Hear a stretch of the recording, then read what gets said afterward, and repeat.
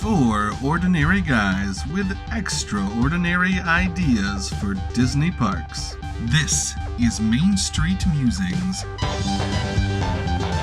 the experimental podcast of tomorrow.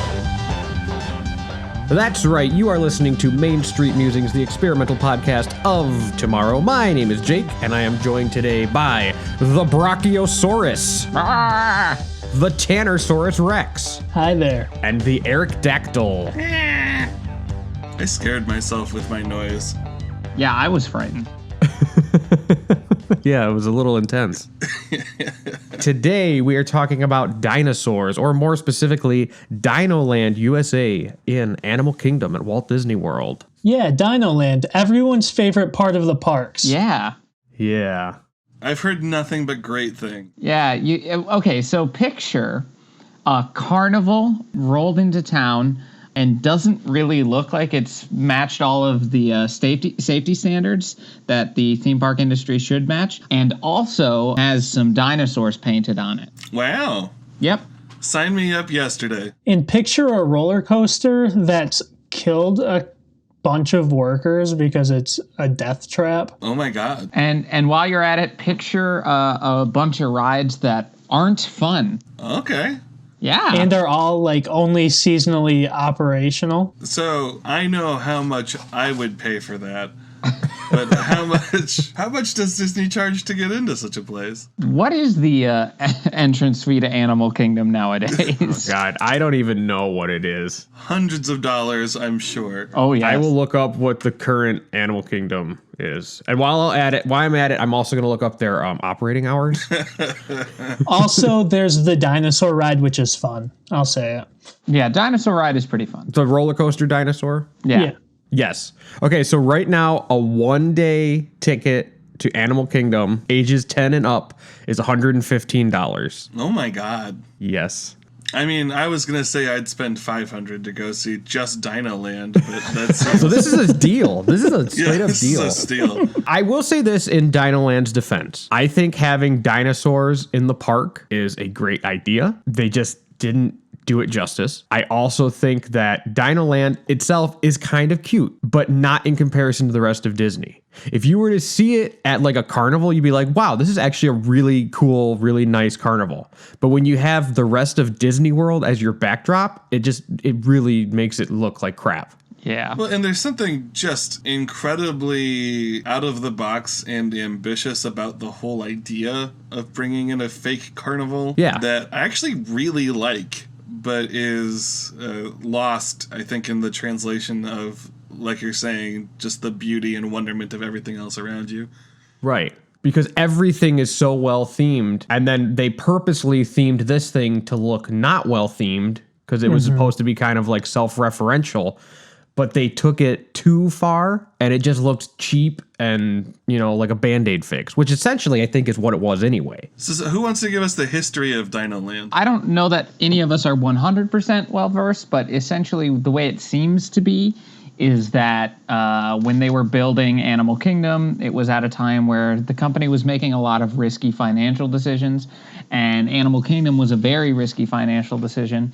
They ended up having to cut out a lot of things that they wanted to put into the park, and Dinoland was, as Jake said, a Band-Aid solution so that they could have something there that wasn't too expensive, and eventually they could replace with something else. The problem being that they still haven't replaced it with something else. For a reference, Animal Kingdom opened in 1996, April 22nd, 1996. And when it opened, they said, this is just going to be temporary until we put something better in. That's my understanding. It opened a month before I was born, and Dinoland has been there the entire time.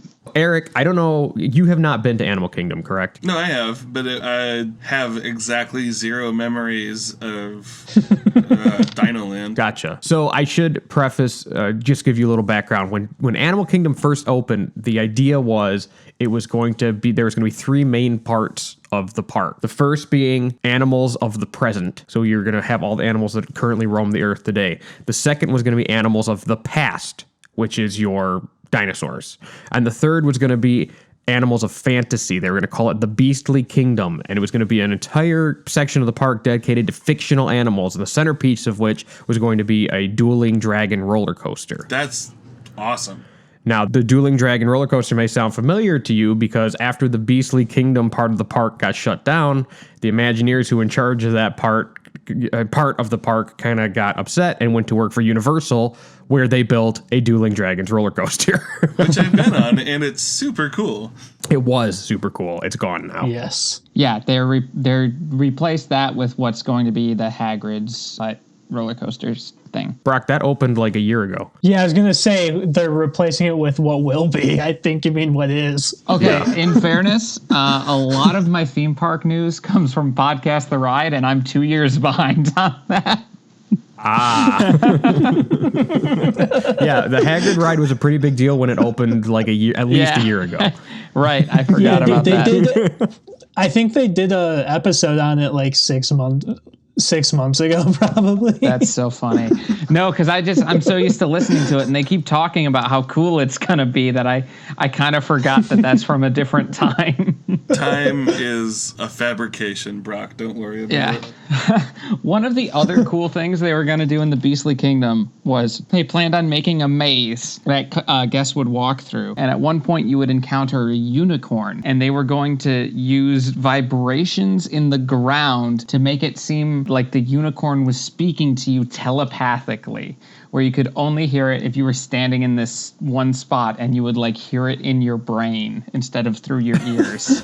Wow. That sounds like an Eric pitch. Right? Wait. Okay, we established that an Eric pitch is something that is very good all the time. Yes, we did. But I can't tell if Brock's definition of Eric pitch is that it's stupid or if it's too ambitious. I don't understand. It's too ambitious. I feel like there's two types of Eric pitches. Yeah. Okay. One can be more associated with Icarus. Yeah, I think risks. I'll take that one. So we still have the animals of the present, which is represented by Asia and Africa, and then we have Pandora, and those things combined make a pretty good park experience, and they really put Dinoland to shame. Yeah. So we are going to try to give our ideas of what we would put there instead. It's the part where we make a pitch. Looks like it's going to be Brock. Alrighty. So for my pitch for a new sort of land of Animal Kingdom, I'm taking a property that we've talked about before on the podcast that's very tied into the Disney parks, which is SEA, the Society of Explorers and Adventurers. Now, Joe Rohde, who designed and created the Animal Kingdom, had in mind that it would be a park dedicated to conservation of nature and animals and the world around us, which is why some experiences like Pandora might not fit necessarily animals as an idea, but it fits the concept of conservation. That's why that can fit into the park. So I was thinking we take the Society of Explorers and Adventurers, which is a turn-of-the-century group of explorers that are canonical within a lot of the Disney parks, and we turn that into an organization that's continued to operate throughout the years and is still operating today. And now, of course, the modern scientists and explorers and adventurers are going to be people who are, in most cases, trying to protect the world around us. So that would be a perfect way to make SEA into a conservation group. So this would be SEA's hub base for conservation, would be in the Animal Kingdom. So I was thinking we could do a few different attractions, and if we vote on this pitch, I'd like some help fleshing out a couple of them. But in the big main e-ticket attraction that would probably replace the dinosaur ride, it's actually kind of similar in tone and feeling and theming. So we would be searching for the rare, endangered golden gorillas. That's kind of the premise of the ride. We'd ride around in a trackless ride system on sort of steampunky ride vehicles that almost look like they're walking through a jungle. And we would be in different groups, and because we're in a trackless ride system, each car can kind of explore its own corner of the jungle, searching for these rare golden gorillas. So that's the main centerpiece ride for this attraction, and this land would be dedicated to the Society of Explorers and Adventurers, focusing on conservation. That sounds awesome. Thanks. Cool. I am thrilled about that idea. Yeah, no, I think it sounds great. Cool. Alrighty, so next up, we'll have Tanner. T. All right. So already in Animal Kingdom, we have areas themed to Africa and Asia. So I thought, what if we created a new area themed after Australia? So Nice. take a trip down under to the newest addition to Animal Kingdom, Australia. The land will host a rethemed and newly tracked version of the dinosaur ride, now in exploration through the wildlands of Australia, exploring the various wildlife, including the legendary bunyip lurking in the swamp. Other features of the land are a Mad Mouse-style boomerang coaster, a children's kangaroo hop ride, Aboriginal music, dance, and story performances tying into the legend of the bunyip. The unique feature of the land is a multi-level restaurant where the top floor is themed as more of like an Outback-style restaurant, not the steakhouse. And the bottom level is going to be more like of a seafood-focused area themed at like the Great Barrier Reef. Oh, man. Cool. That sounds awesome. That's really cool. Yeah. Damn, guys. Why you got to show me up before I even do my pitch? Yeah, I don't even want to do my pitch now. Yeah. Well, then don't, and it's Tanner and I. Well, it looks like I'm next. So I did not do my homework in terms of the sort of oeuvre of the animal kingdom in terms of conservation and how other things can fit into that kind of thing. I just saw that they had put Avatar Land in and be like, oh, I can do anything I want because they don't fucking care. So along with that and the comparatively disappointing experience that is the Pirates of the Caribbean ride in Florida's Magic Kingdom, Yes. I thought we could take Dinoland and turn it into Tortuga, or the Caribbean setting from the Pirates movies. Tortuga could be an offshoot of that. Dress everything up in cool Pirates of the Caribbean aesthetics. We would theoretically, the main ticket attraction would be closing the Pirates of the Caribbean in the Magic Kingdom there and re-putting it into this revamped and redone with a particular emphasis on, it'd be closer to a water coaster with an emphasis on like a kraken attack so that we can get kind of that animal feel. Real quick, would it be called The Kraken's Attackin'? I think it would have to be now. Yeah, so we have the Krakens attacking as a main thing. We also have our ship battle at the center of the vortex at World's End stage show as an attraction, and a Tia Dalma themed restaurant is something else that I had come up with. So that's my pitch, kind of taking out Pirates of the Caribbean from where it is in Magic Kingdom and redoing Dinoland as the Caribbean. Huh. Interesting. Cool. Yeah. I like how everybody's like, after the first two pitches, wow, that was so cool. And then after mine, they're like, oh, yeah. Well, no, so here's the thing, Eric. That is an amazing idea, and I really love it. But I don't know if it works in Animal Kingdom. Yeah, I have some thoughts on it, but we'll I think get to we can that get on to the that. questions. Yeah. We'll get to that in the questions. All right. So Anyways, Jake, take us home on the So that pitch leaves segment. me, and unfortunately, I basically just kind of, like Tanner, just thought like, oh, I'll just add another continent. But I did way less of coming up with rides and stuff.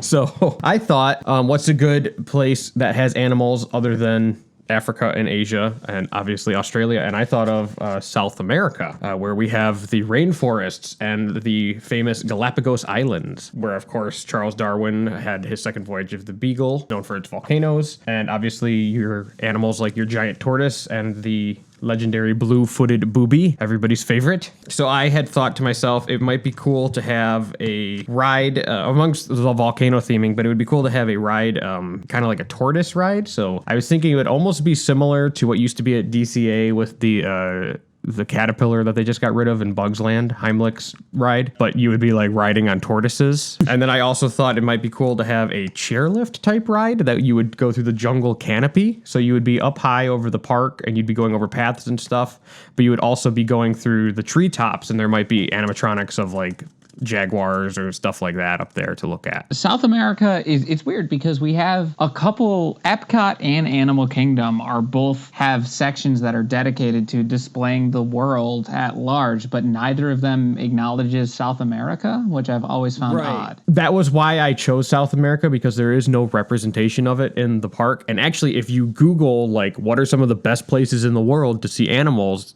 the South American rainforest and Galapagos Island are usually right at the top of the list. Yeah. It's the part where we do Q&A. I have a question. Tanner, Yes. you talked about the legendary bunyip a couple times. I am unfamiliar with the story of the bunyip. Okay, so the bunyip is a crypto animal that is unique to Aboriginal folklore. And basically, it's a story often used to keep away children from going near the water's edge. So like in swampy areas. So the legend is that he lurks there and would attack anyone who came too close to the water's edge like that. So there are a lot of different ways that he's described. The one that I like the most aesthetically to design would be like a half dog, half seal type being. No. But he's also just connected to like all these stories of like Aboriginal like creation of the earth type stuff that I thought would be really cool to incorporate. And I like the idea of like hearing that story in multiple parts, so it's not just like an idea on the ride. Would that be like the main focus, like main mascot of the area? I think it'd be the main attraction of the ride, its area itself, and it would be kind of functioning like the Yeti, where there would be a lot of references to it everywhere in the area. I tried to take for my whole like idea the best parts of every part of Animal Kingdom that I could find. So like using cultural aspects like they do in Africa with the live performances, and then taking some of the like legends and stuff that I think they do a good job of incorporating in Asia, and then adding my own Australian flair to it. Cool. That's really awesome. I have a kind of a question, also kind of a, I feel like I want to talk about Eric's. And I think just quickly before we do a vote, I think we could kind of try to just think about how that would work for Animal Kingdom.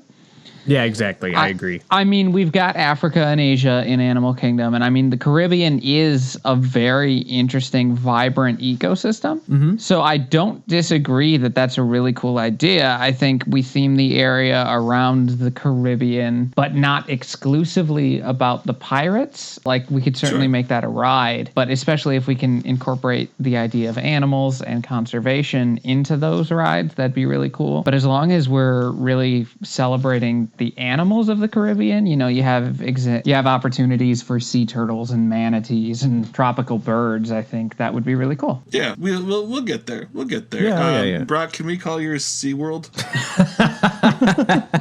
Yes. That actually leads me into my question, which was, Brock, did you have any particular already existing members of the Society of Explorers and Adventurers in mind? Or were you thinking we would create new characters? I was thinking probably new characters, because I think one of the cool things about the sea conservation idea is, I mean, you kind of have Rafiki's Planet Watch that does some of this at Animal Kingdom. So there might be some repetition, but we could actually see and teach guests about modern conservation efforts. So I was kind of thinking we could kind of make sea focused a little bit in practice on the modern, while it's probably a historical sea site that they made 100 years ago, but it's still being operated today, and it's been updated and moved into the 21st century. So I think we can kind of look at the past, but also focus on the way they're doing it presently. So there might be a history with some pre-existing sea characters, or even new sea characters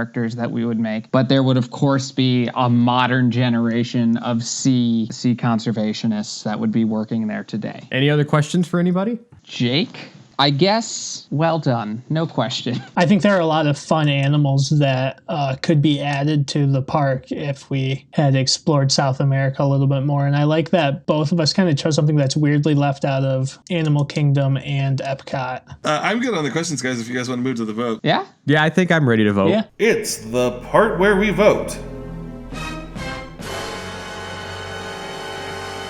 Oh, I, as you all know, love the Society of Explorers and Adventurers very much, and therefore I will be voting for Brock, because that sounds awesome. Solid reasoning. I like that. How about you, Tanner? I am going to vote for Jake's pitch today. I think there's a lot to dive in there. I know he didn't bring as many specific ideas, but I think there's a lot to explore there that intrigues me. Okay. Yeah. Okay. Brock? I'm going to give it to Tanner. I am in love with Australia as a place and a concept, and I'd love to see that represented in the parks. Plus, it really seems, to me, it feels like it fits in perfectly to Animal Kingdom. Oh, man. Eric is our tiebreaker. Our tiebreaker? And with no votes? Yeah. Guys. That was me a few episodes back, so I've been there, man. I know how it feels. I feel like I harp too much on like not being as knowledgeable about like the Florida construct as you guys are, but this is where a lot of this comes into play, because my initial reaction to all of this was that, if like theming something specifically to Australia or to South America feels like something that could be done other places. But the fact that you guys have pointed out that that is not being done in Epcot and has not successfully been done at the Animal Kingdom yet throws that into a loop. Oh man. I think I am going to go with SeaWorld. It took me a minute. I was like, what? Eric, that wasn't a pitch. Turns out Eric is being bribed by SeaWorld International. So, Brock, congratulations. Thank you. Before we move on, I would like to say I really think that these other ideas are great. And, oh my God, yes. We will be archiving them, and they will be coming up again in the future. Yeah, yes? I genuinely am excited about all 4 of these ideas, and I would do an episode on each. I super want to talk about these. Yeah, maybe you should have voted for it. y'all fuckers. That's all I'm saying. So I believe that will take us into the actual developmental part of the episode. Let's develop. So let's talk about this main attraction that you got going on, Brock. Oh, okay. That is replacing the dino, the trackless golden gorilla. Yeah, so Golden Gorilla I'm not married to.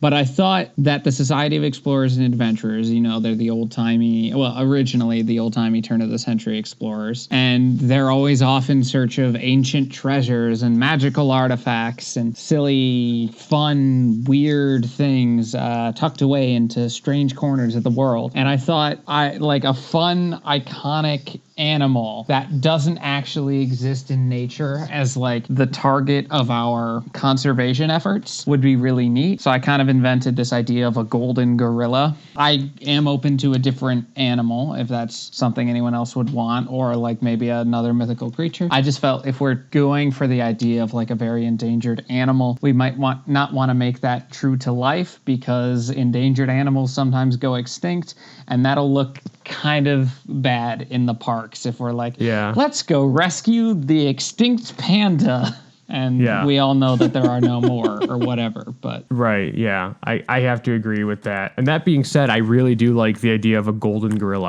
I'm picturing, a gorilla with like blonde colored hair. Yeah. I did Google golden gorilla just now. Apparently there is a little known band named Golden Gorilla and a strain of medicinal marijuana that is called Golden Gorilla. Well, yeah, I was sitting here smoking the Golden Gorilla while listening, and the idea came to me. But other than that, I could not find any references to Golden Gorilla. So when you said Golden Gorilla, I just pictured like a blonde gorilla that's rare and it lives in the mountains or whatever. Yeah. That sounded really cool to me. So I thought it would be fun if we explained that there's a reason that we've never gotten there is because humans haven't been able to get there on foot.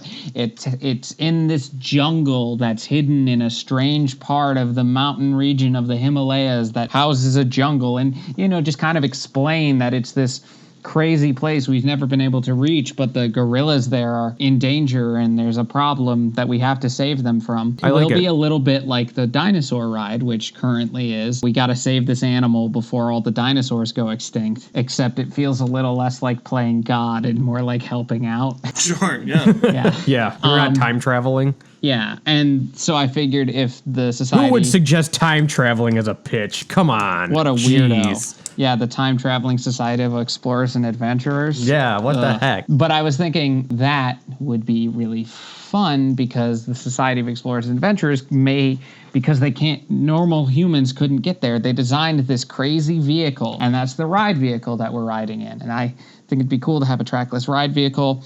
Maybe it kind of resembles like a big steampunk gorilla robot, and it walks and it climbs, and this would all be like stuff on the outside of the vehicle that probably wouldn't do stuff, but it would look like it's doing all this crazy stuff. And then the ride vehicles are exploring a jungle. And I like the steampunk aesthetic. Yeah. Yeah, that's cool. Yeah, I think Golden Gorilla really pops out at me as a moment, as like a really cool, distinct, unique thing for this. I really like it, and I agree with your assessment that it needs to be fictionalized and not like a real endangered species. Well, and I like too the Golden Gorilla is fictionalized, but it's not like fictionalized like Klimpaloon, the magical old-timey bathing suit that lives in the Himalayas. It's fictionalized enough that I legitimately Googled it to be like, wait, are Golden Gorillas a real thing? Yeah, I had to. Because I could totally picture them. Like, it sounds real. Yeah. I get a lot of George of the Jungle vibes off of that. Yes, me too. I was picturing that mountain that looks like a gorilla's head from George of the Jungle. Oh, yeah. Dude, I just think about how good Brendan Fraser looks in that movie. Yeah. Well, and how, like, awkwardly important that was to my own sexual development.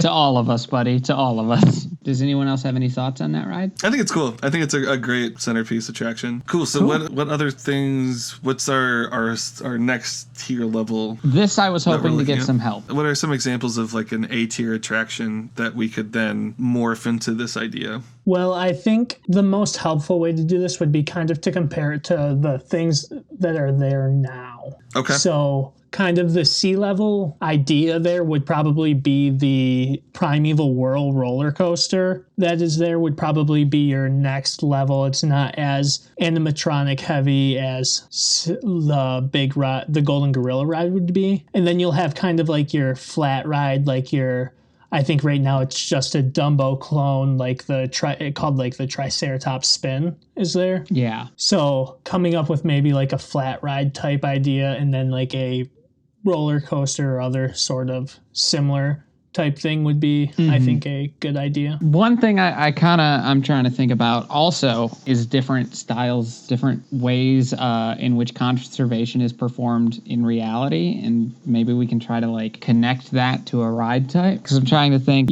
there's plant and water are areas that the other one wouldn't really touch on. Trying to conserve, so maybe like a river ride could be a good sea ticket. I mean, if you want an educational walkthrough of the horrors of the world's current water crisis, I can definitely help you brainstorm for that. I'm not sure that that's what I said with my mouth. But I think that's cool. I think, also because we're with sea, we can go a lot of different places. Doing like maybe like a sea level sort of spin through the Antarctic and use that to talk about the ice caps melting. That's really cool. And okay, I'm going to do it. As we often do on this podcast, I'm going to compare Disney World to Detroit, Michigan. Do it. We could definitely take some cues from the Detroit Zoo, who recently redid their penguinarium, and it's now this enormous state-of-the-art, really well-designed building that houses their penguins. And I think kind of taking that and also the concept of the living with the land boat ride in Epcot and kind of making it so you're on this river ride talking about conservation in the Antarctic, but that would also be a place where you could view penguins and things like that. Oh yeah, like real that'd animals, be a lot of fun. which is a big part of the Animal Kingdom ride, and that could be. I don't know that there are any penguins in Animal Kingdom. I don't believe that there are. I don't think there are. I actually don't think there's much of an aquarium style. The seas in Epcot. Yeah, I meant in Animal Kingdom though. Oh, gotcha. Yeah, yes. I don't think there's much aquarium stuff in Animal Kingdom. So having that where you can view, seals and penguins, I think that'd be a really cool sea attraction. Yes. I think that'd be cool. And I also, going along with that idea, I think incorporating some of what Jake was talking about and taking the Amazon and making it a location here that we can also talk about like deforestation somewhere. Well, I think though that the Cali River Rapids in Animal Kingdom, I think talks a lot about deforestation. Oh, does it? Yeah. Already. Yeah, I believe you're right. I have only ridden that once back in like 2004 because I don't like having to walk around the park with wet underwear all day. Yep. So I don't usually go on that ride. Yeah, I think I've ridden it once right before we were going to leave the park. Yeah, that's kind of the way you got to do that. But I do remember there being like deforestation type. I think was kind of the theme of it. The deforestation has led to erosion, which have created these dangerous rapids. Okay, no, that totally works. Yeah, I mean, that was just a spitball idea. That's what I am, guys. I'm a spitball ideas kind of guy. Yeah, you are. Speaking of wild hair ideas that jump to my head when we talk about like aquarium stuff, which I think, I mean, we can set in stone the sea level attraction in a second, but like when I think like the flat ride, like the Dumbo clone or whatever, like building like around it and setting that in like, because again, sea gives us just like this really cool exploratory reign and like making it like the Marianas Trench or something like that, and talking about like the cool exotic wildlife that exists in the only parts of the planet that, you know, we as humans can't get to, I think would be kind of fun too. Ooh, you know what would be fun? A restaurant at the bottom of the Marianas Trench. Yeah, that would be cool. As a theme. Yeah, that would be fun. Because that's I think restaurant might work better. Yeah, that's something that stays in the concept of sea,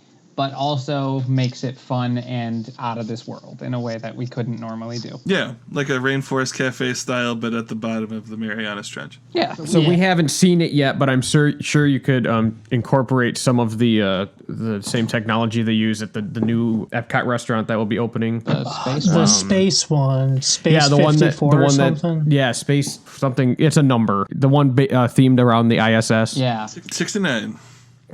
That's probably it, Eric. You hit the nail on the head there. Space 220 restaurant at Epcot. Yes, thank you, Tanner. Why do you guys just ruin my fun every time? It's not 69, Eric. Here's the actual number. Like, why do you gotta do Tanner, do you know what the operating hours of that restaurant will be? I know it's not open yet. Park hours. Don't worry, you can make your way to the Hades Lounge after it closes. That's fine. Let's move on with our pitch here. Yeah. So we've got a restaurant. We've got 2 rides. Yeah, let's focus on maybe like a small flat ride. That would be cool. We could do a flat ride. We could do a mini show too. Ooh, a show. Would this oeuvre be a good place to put our Adam and Molly Q show? I think Adam and Molly Q would probably be better in Epcot. Yeah, or Tomorrowland. Or Tomorrowland. Yeah. I think that's probably more fitting, but I was thinking something similar would be good for a show. You can do a lot of different things, make a couple new characters who are conservationists, you know, in the pith helmet and the big silly pants, and kind of make them like old school explorers, but they're teaching us about animal conservation, and then, you know, slapstick humor and things like that. Okay. Yeah. Yeah, I think that's all. Yeah, that would be neat. Yeah, so you're thinking cool. like Streetmosphere, you said, Brock, kind of a thing? Yeah, maybe. I think it could be one of those, where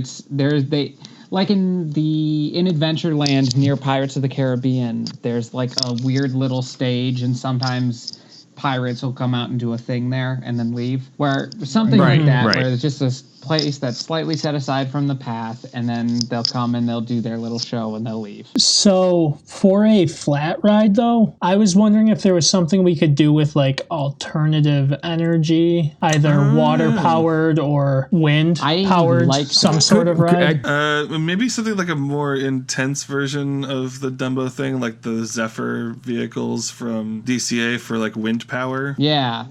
Yeah, I was thinking something where like you can capture the wind to like turn and move your vehicle almost. Oh yeah. To kind of explain as a like way for kids to kind of understand how that technology would work and how the energy of like capturing the wind spins it. Oh, that's If you capture it the other way, it goes the other way. You can have sort of, I'm picturing kind of cars on a track that are going around and around, but the cars can drift left to right. They're all one in front of another, so they can't crash into each other, but the cars can drift left and right, and there's like a sail on the car that the kids can steer, and that'll change which way they're going. Neat. To kind of keep that so they can envision the way wind is caught. Yeah. I think there is a ride like that where you can kind of control if you go out or back in. To me, yeah. And you can kind of like, because I remember going on it with Dad. We went on a ride like that somewhere with Dad, and the guy yelled at him because he kept like going out really far and then he'd shoot back in really fast. But like, what else are you going to do? Well, now that I'm ride? thinking about it, I think there's one at Michigan's Adventure that's kind of similar to this. That's like in the air. You're almost in like like a plane type thing, and you move the sail like to spin yourself out further and in. So even Is there something any way like we can that combine this structure would with be bumper cool. cars? I need a good bumper cars attraction in my life. No? Yeah, no, I like bumper cars. I'm thinking Eric, in my you didn't brain. want us to dunk on you anymore. The silence is so much worse Honestly, I don't. than the dunking. It's because it's emotional dunking at that point. Just the complete, just like, oh, just the being ignored. Don't feel bad for him. He had to shave at 8. He had a lot of other things. I was just going to say, I was picturing little 8-year-old Eric standing there with a full beard. Okay, yeah, so something where the wind powers vehicles. I think that's really cool. I agree. Yeah. We don't have to do bumper cars. I just like ramming into people. I think another fun element is that we could talk about is the animals. That's something that's unique to this park. And again, to compare Disney World to Detroit, Michigan, the Detroit Zoo, a lot of its major animals have been rescued from places within the United States where they weren't being treated well. And I know that's true of a lot of the animals at Animal Kingdom. And so I think it'd be really interesting to kind of lean into that and maybe tell a bit of their stories, each of the animals. Not necessarily to be horrifying, but like, hey, we saved this animal from this, and we saved this animal from this. And then people who are there can see conservation in action and how animals can be saved from bad situations. Yeah, nothing says fun like making your kid learn about dog fights. Well, like I said, we'll try to not make it too disturbing, but I don't know. I thought that was an idea. I guess not. So we have 4 basic attractions, 3 attractions in a restaurant. Yeah, and a small stage show. I would show. like to pitch a second restaurant that kind of it's just a brief. I love that old school sea aesthetic. So maybe it's like where their old headquarter building used to be. So it's kind of got that old school turn of the century adventure vibe. Can we bring back the Adventurers Club? I would do that in a heartbeat. Yeah, that will always be my suggestion for any park, anytime, anywhere. Can we just shove that in there as a second restaurant? I mean, sure. I'm not going to argue against it. I think we have a solid little land. I think we do, yeah. Yeah. Yeah, I agree. Brock, how are you feeling about it? I'm feeling pumped. Cool, man. I really want to go visit, and I will be sad when I can't. Well, boys, I think we did good. We ready for some lightning round action? Oh, yes, we are. I'm as ready as I'm going to be. Let's do it. It's the lightning round.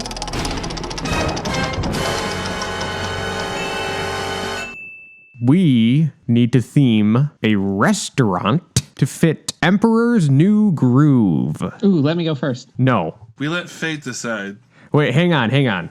I would like to preface this by saying nobody is allowed to just pitch the restaurant from the movie. Damn it. Because that's cheating. And we can all agree that we would want that restaurant in the parks. Except maybe Eric doesn't agree. I don't know. Yeah, Eric hates Emperor's New Groove and didn't vote for my idea earlier because of his scarring.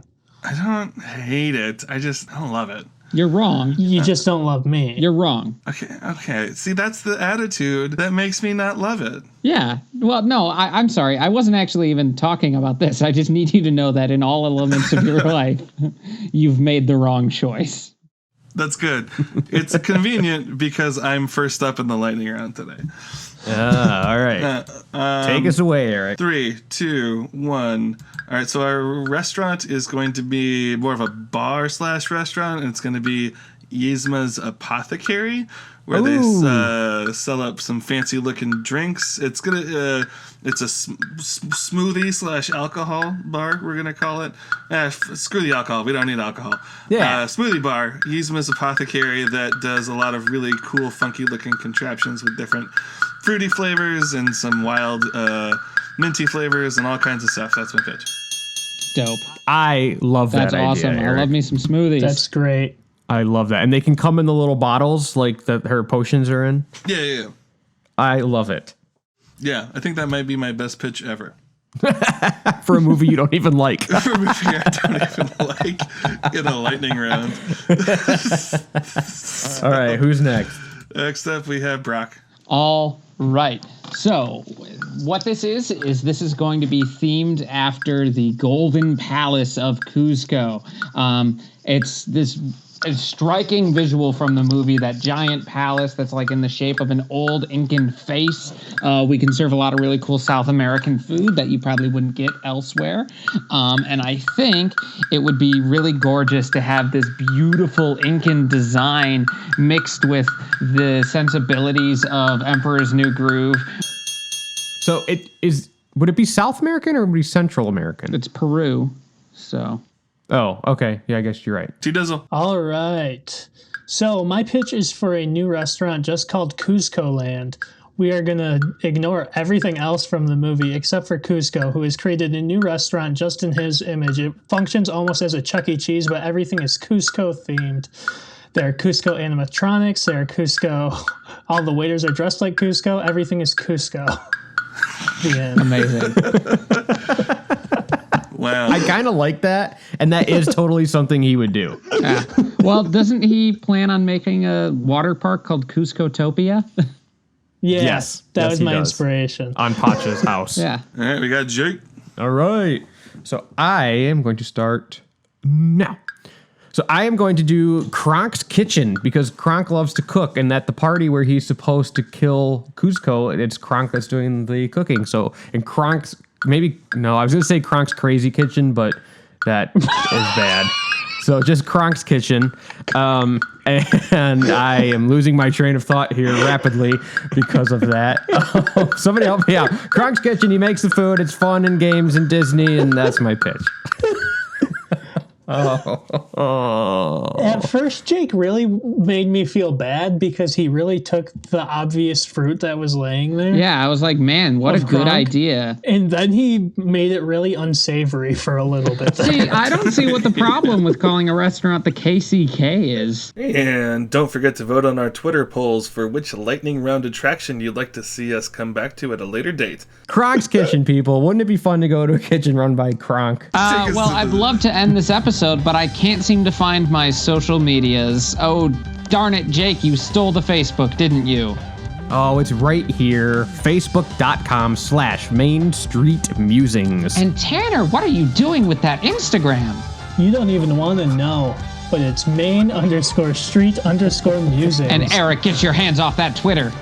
I don't get my hands off of anything. That's at MSM_podcast. And I'm Brock. Everyone, make sure to rate and review us and have an excellent day. Bye. All right, thanks for listening, everybody. That was our Dinoland episode. Thanks for listening. See ya. Bye. We are sad that this won't happen. Yeah.